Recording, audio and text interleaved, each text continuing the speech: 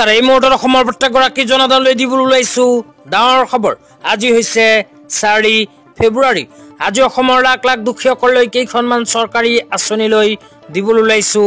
ডাঙৰ খবৰ যিসকল মানুহে ভিডিঅ'টোত ক্লিক কৰিছে অনুগ্ৰহ কৰি ভিডিঅ'টো স্কিপ নকৰি প্ৰথমৰ পৰা শেষলৈ চাই থাকিব কিয়নো এইটো ভিডিঅ'ৰ মাজত কৃষকসকলৰ পৰা আৰম্ভ কৰি অৰুণোদয় 3.0 আঁচনিলৈ কেইখনমান গুৰুত্বপূৰ্ণ খবৰ আপোনালোকক প্ৰদান কৰিম অনুগ্ৰহ কৰি ভিডিঅ'টো স্কিপ নকৰি প্ৰথমৰ পৰা শেষলৈ চাই থাকিব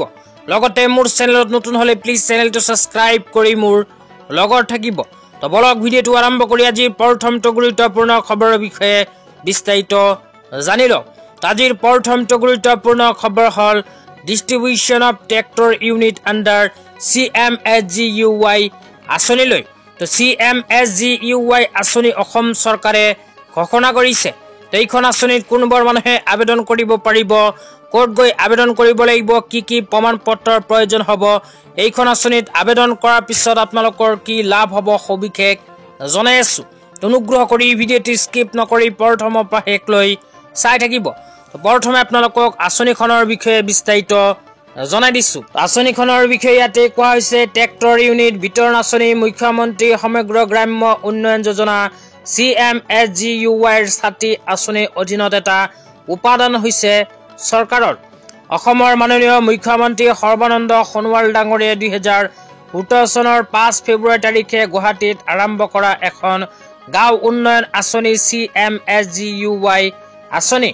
অসমৰ সকলো গাঁৱতে মেঘা মিছন মেডত এই আঁচনিখন ৰূপায়ণ কৰা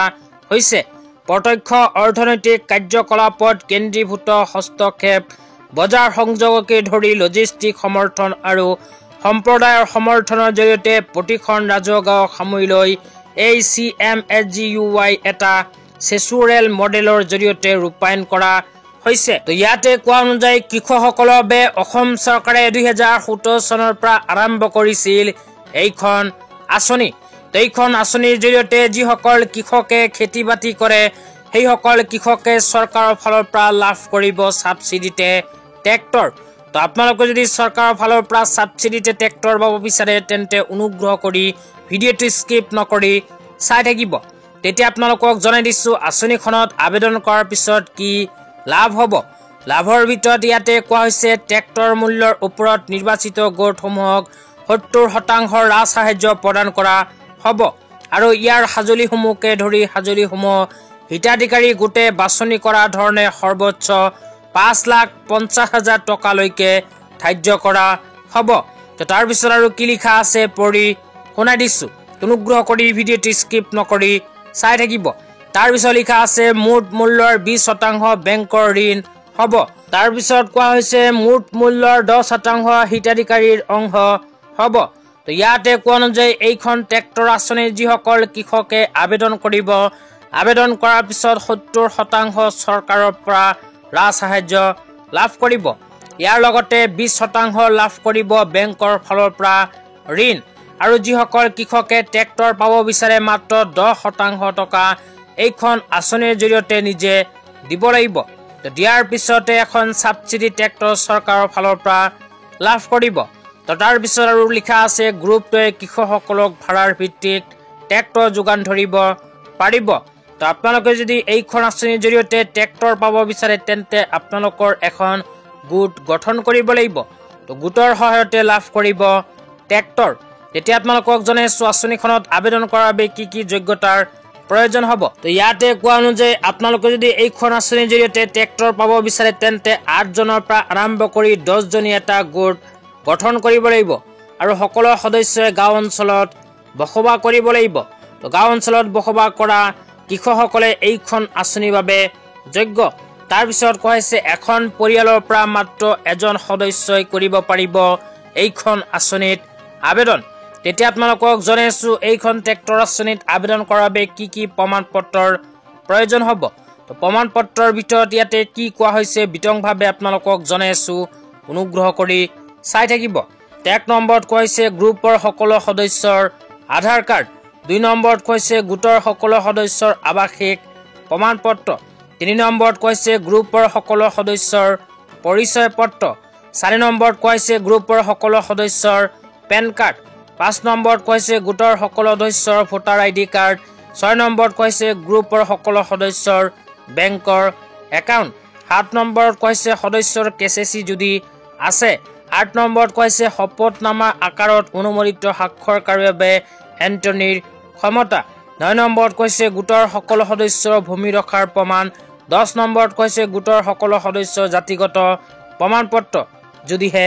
প্ৰযোজ্য তো আপোনালোকে যদি এইখন আঁচনিত আবেদন কৰিব বিচাৰে তেন্তে এইবোৰ প্ৰমাণপত্ৰৰ প্ৰয়োজন হ'ব তো কেনেকৈ আবেদন কৰিব সেই বিষয়ত এতিয়া আপোনালোকক জনাই দিছোঁ তো আপোনালোকে যদি চৰকাৰৰ ফালৰ পৰা সাবসিডিতে ট্ৰেক্টৰ লাভ কৰিব বিচাৰে তেন্তে আবেদন কৰিবলৈ আপোনালোকে নিজৰ জিলা কৃষি বিষয়াৰ কাৰ্যালয়ত যাব লাগিব তো আপোনালোকে নিজৰ জিলা কৃষি বিষয়াৰ কাৰ্যালয়ত গৈ এইখন আঁচনিত কৰিব পাৰিব আবেদন তেতিয়া আপোনালোকক দিবলৈ লৈছোঁ আজি দ্বিতীয়টো খুবেই গুৰুত্বপূৰ্ণ খবৰ অনুগ্ৰহ কৰি ভিডিঅ'টো স্কিপ নকৰি প্ৰথমৰ পৰা শেষলৈ চাই থাকিব আজি দ্বিতীয়টো গুৰুত্বপূৰ্ণ খবৰ হ'ল অৰুণোদয় 3.0 আঁচনিলৈ তো যিসকল মানুহে ইতিমধ্যে অৰুণোদয় 3.0 আঁচনিত আবেদন কৰিছে সেইসকলৰ ভিতৰত কেৱল মাত্ৰ এইবোৰ মানুহেহে লাভ কৰিব অৰুণোদয় 3.0 আঁচনিৰ সুবিধা তো কোনবোৰ মানুহে লাভ কৰিব হে আপোনালোকক জনাইছো অনুগ্ৰহ কৰি ভিডিঅ'টো স্কিপ নকৰি চাই থাকিব তো ইয়াতে লিখা আছে এলিজিবিলিটি ক্ৰাইটেৰিয়া তো এলিজিবিলিটি ক্ৰাইটেৰিয়াৰ ভিতৰত 1 নম্বৰত কৈছে applicant should B A permanent resident of Assam and presently rising in Assam তো এইখন আঁচনিত যদি আপোনালোকে আবেদন কৰিব বিচাৰে তেন্তে অসমৰ স্থায়ী বাসিন্দা হ'ব লাগিব লগতে বৰ্তমানে অসমত স্থায়ীভাৱে বসবাস কৰা হ'ব লাগিব তেতিয়া আপোনালোকে অৰুণোদয় 3.0 আঁচনি পোৱাৰ বাবে যোগ্য 2 নম্বৰত কৈছে applicant should have a valid Aadhaar card seeded with ration card তো হিতাধিকাৰীসকলৰ আধাৰ কাৰ্ড থকাটো বাধ্যতামূলক কেৱল আধাৰ কাৰ্ড থাকিলেই নহ'ব আধাৰ কাৰ্ডৰ লগত লিংক কৰা ৰেচন কাৰ্ডো থাকিব লাগিব তো যিসকল হিতাধিকাৰীৰ ৰেচন কাৰ্ড নাই সেইসকল হিতাধিকাৰীয়ে নাপাব অৰুণোদয় 3.0 আঁচনিৰ সুবিধা তাৰপিছত 3 নম্বৰত কৈছে one ration card one Arunodoi এখন ৰেচন কাৰ্ডৰ সহায়ত এজনেহে কেৱল মাত্ৰ অৰুণোদয় 3.0 আঁচনিৰ সুবিধা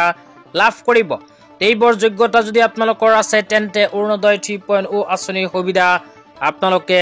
লাভ কৰিব তেতিয়া আপোনালোকক দিবলৈ লৈছোঁ আজিৰ দ্বিতীয়টো খুবেই গুৰুত্বপূৰ্ণ খবৰ আজিৰ দ্বিতীয়টো গুৰুত্বপূৰ্ণ খবৰ হ'ল PM কিষাণ আঁচনিলৈ তো যিসকল দুখীয়াৰ নাম PM কিষাণ আঁচনিত অন্তৰ্ভুক্ত হৈ আছে সেইসকল দুখীয়াই PM কিষাণ আঁচনিৰ 19 নম্বৰ কিস্তি 2000 টকা কেতিয়া পাব সেই বিষয়ত আপোনালোকক গুৰুত্বপূৰ্ণ আপডেট প্ৰদান কৰিছোঁ অনুগ্ৰহ কৰি ভিডিঅ'টো স্কিপ নকৰি চাই থাকিব তো শেহতীয়াভাৱে পোৱা তথ্য অনুসৰি যিসকল কৃষকৰ নাম PM কিষাণ আঁচনিত অন্তৰ্ভুক্ত হৈ আছে সেইসকল কৃষকে চলিত ফেব্ৰুৱাৰী মাহৰ 24 তাৰিখৰ ভিতৰতে লাভ কৰিব PM কিষাণ আঁচনিৰ 19 নম্বৰ কিস্তিৰ 2000 টকা আজি ইমানেই ভিডিঅ'টো চাই কেনে পালে নিশ্চয় কমেণ্ট বক্সত কমেণ্ট কৰি জনাই দিবলৈ নাপাহৰিব তো